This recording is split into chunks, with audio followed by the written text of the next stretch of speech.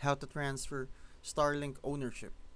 I'm going to tell you how to transfer Starlink ownership. Start by logging into your Starlink account on the official website or app, then go to your account settings. There, you'll see an option to transfer service. This lets you release your Starlink kit to a new owner. Enter the buyer's email address that's linked to their own Starlink account and confirm the transfer request.